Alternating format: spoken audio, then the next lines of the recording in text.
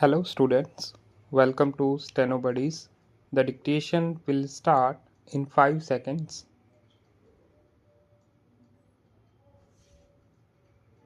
Mr. Vice Chairman, I wish the matter had not come up for discussion in this House in the form in which it has come because we will be discussing, it appears, the same subject more or less piecemeal in connection with the other two bills as well. What was necessary for the government in this connection was to provide for a general discussion on the report of the Finance Commission, the kind of thing that we have on such reports, and after hearing the views of the members here, they should have formulated a bill, even if they had formulated the bill earlier. The bill should have been preceded by a discussion on the report. It would then have given us an opportunity of dealing with this rather important subject in our public finance and indeed in our national life. But now we are asked to treat this matter piecemeal and deal with the bill as it comes separately. I say, sir, this would not seem very fair.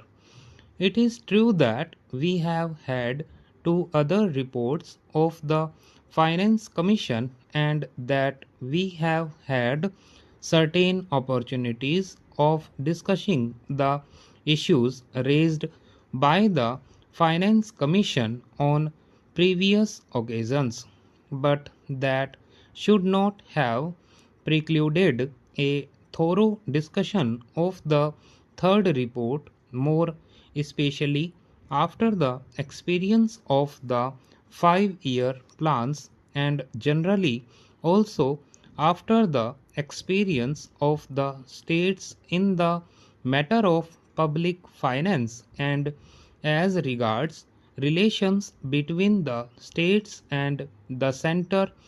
All I can say is that the government does not understand the magnitude of the problem or the urgency or the seriousness of the issues involved.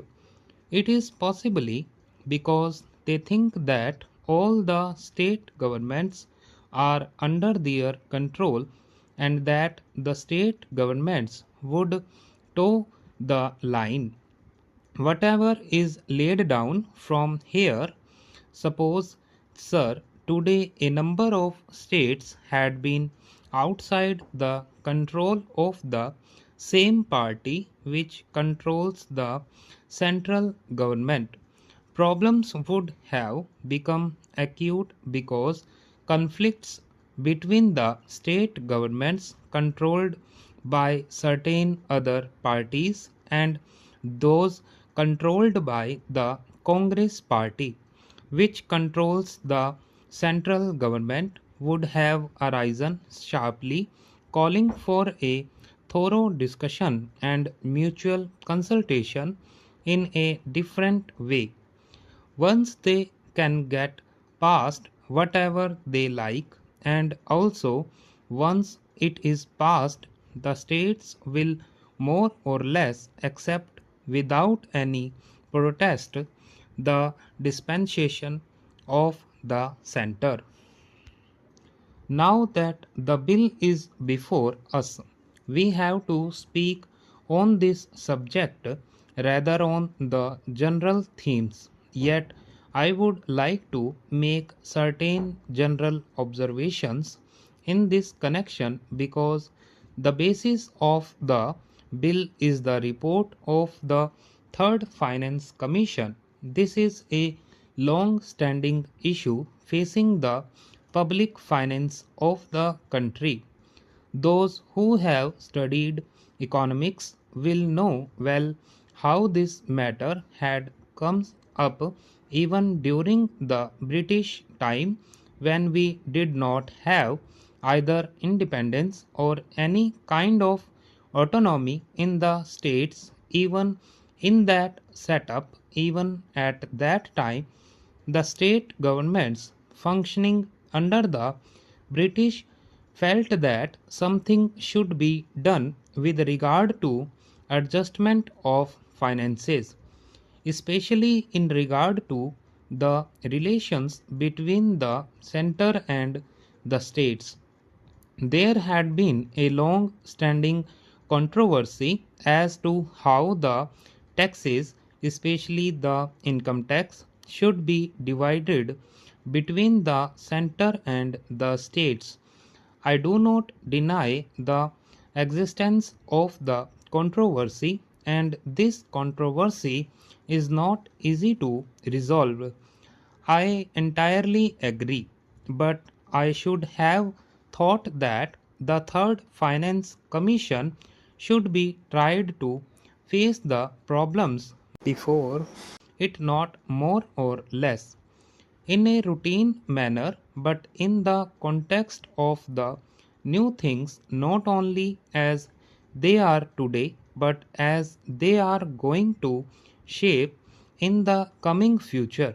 We have got what is called a quasi federal constitution. I do not say federal constitution, although the spirit is there, but a quasi federal constitution, because most of the powers, many of the powers that should remain with the states, are now in the hands of the central government.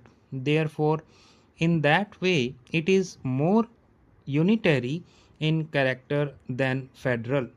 At the same time, structurally speaking, we have got the state assemblies, legislatures, state budgets, and so on. They function more or less in the same way. But if you go a little deeper into the affairs, it would immediately lead you to think that the states do not have any substantial real power, especially in the matter of finance. Perhaps at the time when the Constitution was framed, this aspect did not figure very much in the minds of the makers of the Constitution. We had just become free, and the concept of welding India into a solid nation was uppermost in the minds of those people who framed the Constitution, and all others as well. In that background, it was quite understandable that it should be the dominant thought as to how to put the different segments of our country into a whole, namely the Indian Union.